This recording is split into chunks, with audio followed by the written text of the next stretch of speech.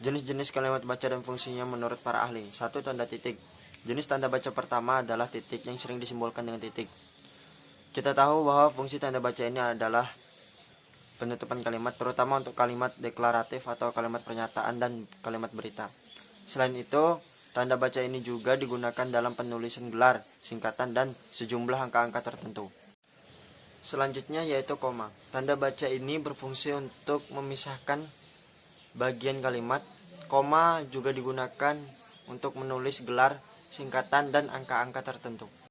Selanjutnya yaitu tanda baca titik koma. Tanda baca ini berfungsi sebagai pemisah dari dua perincian dalam suatu kalimat. Tanda baca ini juga dapat digunakan sebagai pengganti kata dan. Assalamualaikum warahmatullahi wabarakatuh. Perkenalkan, nama saya Afif Nur Rahmasari, mahasiswi Institut Agama Islam Negeri Samarinda, Kalimantan Timur. Oke, di sini saya akan membawakan topik yang berjudul penggunaan tanda baca menurut para ahli atau menurut ejaan yang disempurnakan atau yang disingkat dengan EYD. Kali ini saya akan membawakan topik yang materinya ada 3, yaitu tanda titik 2, tanda hubung, dan tanda pisah. Langsung aja ya. Yang pertama yang saya akan bahas adalah tanda titik 2. Di sini, tanda titik 2 merupakan salah satu tanda baca yang digunakan dalam kalimat yang dilambangkan dengan titik 2. Tanda titik 2 itu adalah lambang titik 2 yang memiliki ukuran yang sama di tengah garis vertikal yang sama. Nah, tadi kan pengertiannya. Sekarang, apa sih kegunaan tanda titik 2 itu dalam penggunaan tanda baca? Langsung aja ya. Yang pertama, di akhir pernyataan suatu pernyataan lengkap di mana kalimatnya diikuti suatu rangkaian atau penjelasan. Contohnya, Universitas Indonesia mempunyai beberapa fakultas. Titik 2, disebutkan tuh apa aja tuh fakultasnya: matematika, kedokteran, farmasi, teknik, psikologi, hukum, dan lain-lain. Yang kedua, sesudah kata atau ungkapan yang membutuhkan penjelasan suatu peristiwa. Contohnya narasumber titik 2 Ruyati. Yang ketiga, dalam sebuah naskah sesudah kata-kata yang menunjukkan tokoh di dialog. Contohnya kayak ada sebuah percakapan antara kamu dan teman kamu di dalam dialog itu. Yang keempat, di antara jilid atau nomor dan halaman. Contohnya metro, V dalam kurung 2007 tutup kurung 26.27. Yang kelima, dalam kitab suci di antara surat atau bab dan ayatnya. Contohnya surat Al-Maidah titik 2 ayat 20 sampai 25. Yang keenam, judul anak, judul artikel atau karangan atau makalah atau karya tulis. Contohnya kisah Kancil dan Bangkai titik 2 majalah Bobo edisi XV. Yang terakhir, nama kota dan penerbit dalam daftar pustaka. Contohnya Zudi dan kawan-kawan 2008, cara menulis buku malang titik 2 Rena Press. Paham ya? Oke, sekarang yang kedua tentang tanda hubung. Nah, tanda hubung menurut para ahli atau menurut ejaan yang disempurnakan merupakan tanda yang berfungsi untuk menghubungkan atau merangkai entah itu huruf ataupun kata. Nama dari tanda hubung adalah hyphen atau strip. Fungsi tanda hubung itu apa aja sih? Nah, sudah dijelaskan kan tadi bahwasanya tanda hubung itu tanda yang berfungsi untuk menghubungkan atau merangkai entah itu huruf atau kata. Kenapa dikatakan huruf? Karena tanda hubung digunakan untuk pengejaan huruf kata yang dilakukan satu persatu dengan hyphen atau strip. Kenapa juga dikatakan hubung? Karena ada beberapa kondisi yang mengharuskan kata-kata itu dihubungkan dengan kata dalam satu kalimat. Tanda hubung digunakan untuk apa aja sih? Nah, yang pertama untuk kalimat yang memiliki unsur kata ulang. Kata ulang di sini dibagi menjadi 5 jenis. Apa saja? Yang pertama, dwilingga, kata ulang sebagian. Yang kedua, dwilingga atau kata ulang utuh. Yang ketiga, dwilingga, salin suara atau kata ulang berubah bunyi. Yang keempat, kata ulang bertumbuhan. Dan yang kelima, kata ulang semu. Mari kita bahas satu-satu ya. Yang pertama adalah dwilingga, disebut kata ulang utuh. Adalah sebuah kata, baik itu kata dasar maupun berimbuhan yang mengalami pengulangan kata. Contohnya, debu-debu di rumah ini bertebaran di setiap sudut rumah. Debu-debu itu salah satu dwilingga atau kata ulang utuh. Jadi digarisin ya, debu-debu itu contohnya. Yang kedua, dwilingga salin suara. Disebut kata berubah bunyi adalah pengulangan suatu kata yang dimana salah satunya mengalami perubahan suara, entah itu satu fonem atau lebih. Contohnya, Dimas masih luntang-lantung mencari pekerjaan. Nah, contoh dari dwilingga salin suara itu adalah luntang-lantung. Garisin ya, luntang-lantung. Yang ketiga, kata ulang berimbuhan. Kata yang berimbuhan hanya berlaku pada satu kata.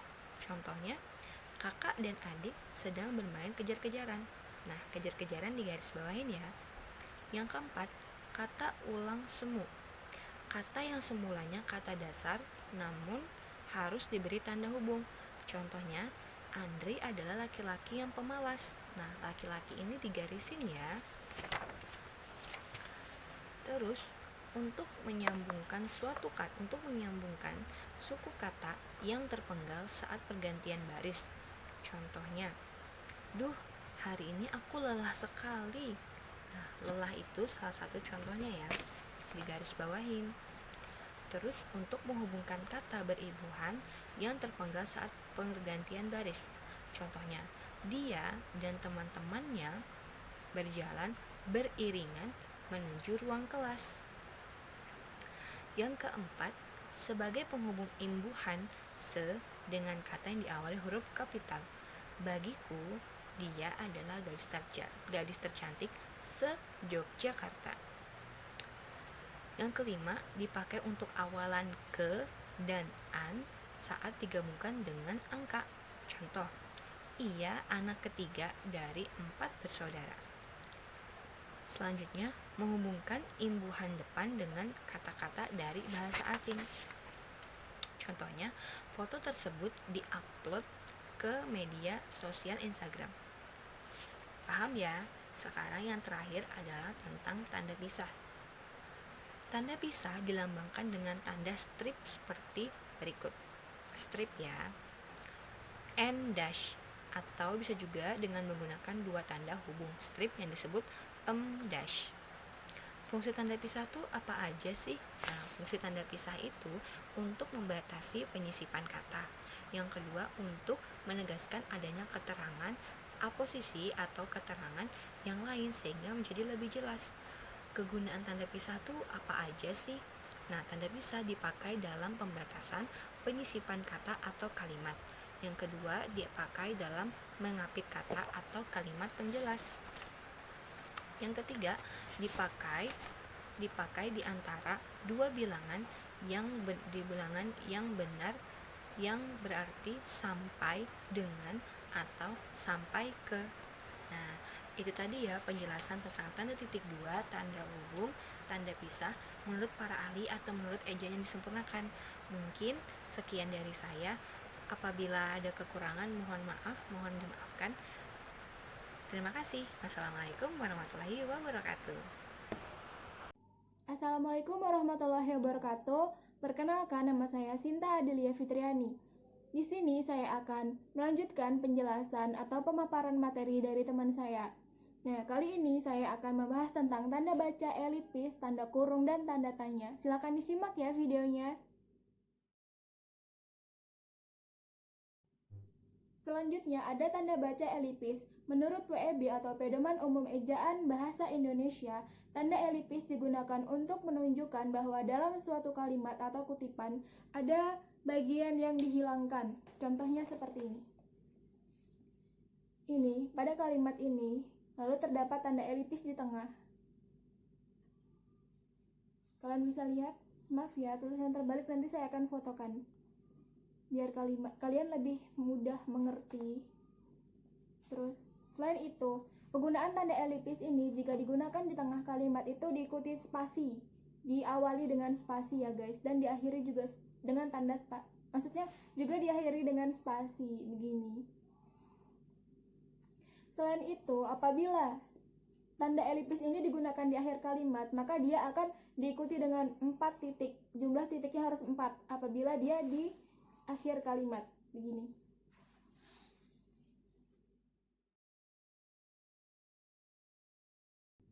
Selain itu, tanda elipis juga digunakan untuk menuliskan ujaran yang tidak selesai di dalam dialog. Contohnya seperti ini.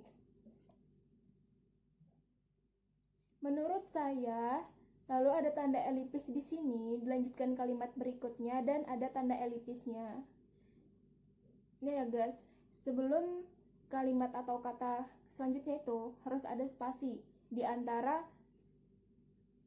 kata atau kalimat, lalu tanda elipis, ada spasi, tanda elipis, lalu spasi lagi, baru dilanjutkan dengan kalimat selanjutnya.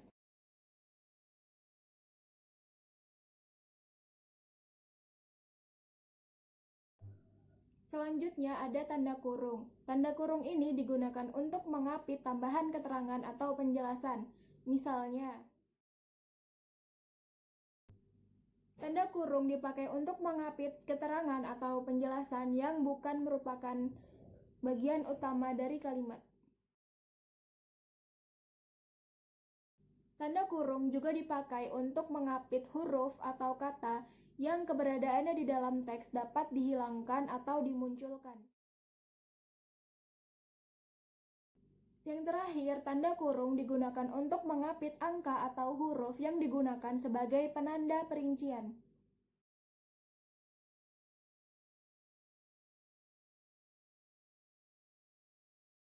Dan selanjutnya yaitu ada tanda tanya. Tanda tanya biasa digunakan di akhir kalimat apabila sebuah kalimat itu mengandung unsur pertanyaan seperti siapa, bagaimana, seperti apa, kapan, di mana, seperti itu. Sebuah kalimat yang mengandung unsur pertanyaan itu selalu diakhiri dengan tanda tanya. Bisa kita lihat contohnya ya. Penggunaan tanda tanya juga dipakai di dalam kurung untuk menyatakan bagian yang disangsikan atau yang dipertanyakan kebenarannya. Sekian pemaparan materi dari saya. Mohon maaf jika ada kesalahan kata dan semoga ilmunya bermanfaat untuk kita semua. Selanjutnya akan ada pemaparan materi dari teman saya. Sekian, terima kasih. Wassalamualaikum warahmatullahi wabarakatuh. Assalamualaikum warahmatullahi wabarakatuh. Perkenalkan, nama saya Dance Barokah. Di sini saya akan melanjutkan pemaparan materi yang telah dijelaskan Saudari Adel sebelumnya. Di sini saya akan membahas tentang penggunaan tanda seru, tanda kurung siku, dan tanda petik 2. Yang pertama ada tanda seru. Menurut pedoman IED, tanda seru digunakan sesudah ungkapan atau pernyataan yang berupa perintah atau seruan yang menggambarkan kesungguhan, ketidakpercayaan, ataupun rasa emosi yang kuat. Nah, ada pun contoh dari tanda seru ini. Yang pertama, alangkah seramnya peristiwa itu. Contoh yang kedua, bersihkan kamar itu sekarang juga. Nah, dan yang perlu kita ketahui bahwa tanda seru ini adalah sebagai akhir kalimat. Jadi, tidak boleh disertai dengan tanda titik. Selanjutnya, penggunaan tanda kurung siku. Menurut pedoman IED, tanda kurung siku digunakan untuk mengapit kata, huruf, frasa, atau kalimat dan berfungsi sebagai koreksi atau tambahan pada kalimat atau bagian pada kalimat yang ditulis orang lain. Dan tanda kurung siku ini menyatakan bahwa kesalahan atau kekurangan memang terdapat pada naskah asli. Nah, adapun contoh yang pertama pada kalimat asli, ayah memberi kado sepatu futsal Budi sebagai hadiah prestasinya di sekolah. Nah, kemudian kalimat revisinya maka menjadi ayah memberi kado sepatu futsal kepadanya ini dikasih tanda kurung siku. Budi kepada Budi sebagai hadiah prestasinya di sekolah. Nah, dan perlu kita ketahui bahwa tanda kurung siku ini juga mengapit keterangan dalam kalimat penjelas yang sudah bertanda kurung. Nah, contohnya pada kalimat asli, verba transitif merupakan kata kerja yang membutuhkan objek ataupun pelengkap. Nah, untuk kalimat revisinya maka menjadi verba transitif merupakan kata kerja yang membutuhkan objek ataupun pelengkap. Nah, kemudian dikasih tanda kurung lengkung. Contoh dijelaskan pada lampiran 3. Kemudian dikasih tanda kurung siku. Lihat di halaman 25. Kasih tanda kurung siku. Kemudian ditutup dengan tanda kurung lengkung.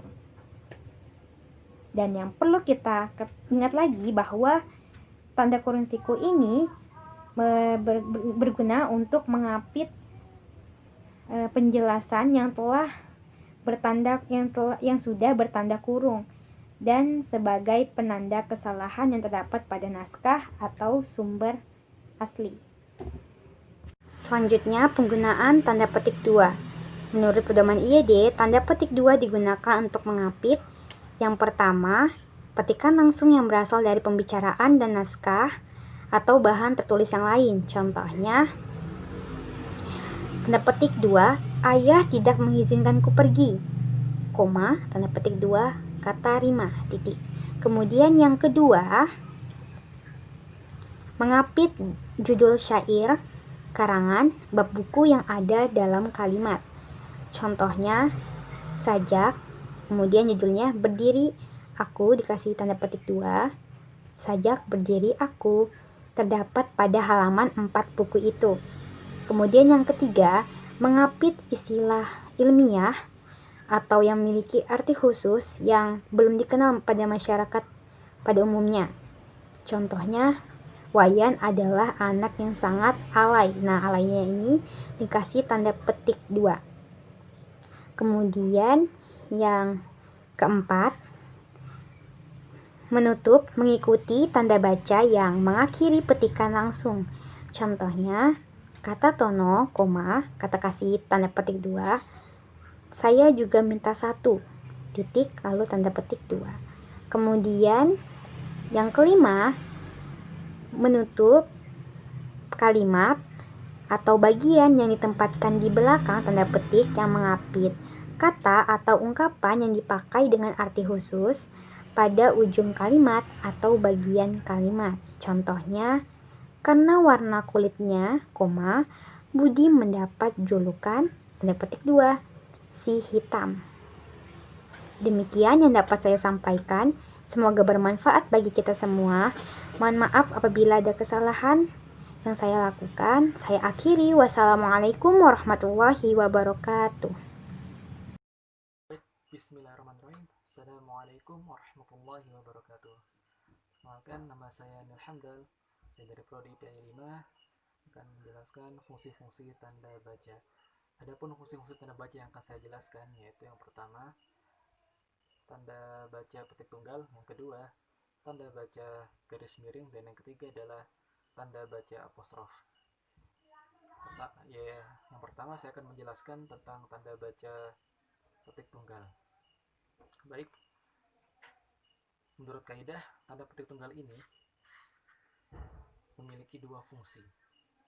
Fungsi yang pertama adalah untuk mengapit petikan yang terdapat dalam petikan lain agar tidak terjadi kerancuan bentuk kalimat. Fungsi yang lainnya yaitu biasa dipakai untuk makna, terjemahan, atau penjelasan kata. Selanjutnya saya akan membahas tentang tanda baca garis miring. Biasanya tanda baca garis miring ini dipakai untuk penulisan nomor surat, alamat surat, atau tahun dalam sebuah penulisan surat. Selanjutnya, tanda baca apostrof. Tanda baca apostrof ini dipakai untuk menunjukkan penghilangan bagian kata atau bagian angka dalam konteks tertentu. Itu saja. Kalau belum, mohon maaf. Assalamualaikum warahmatullahi wabarakatuh.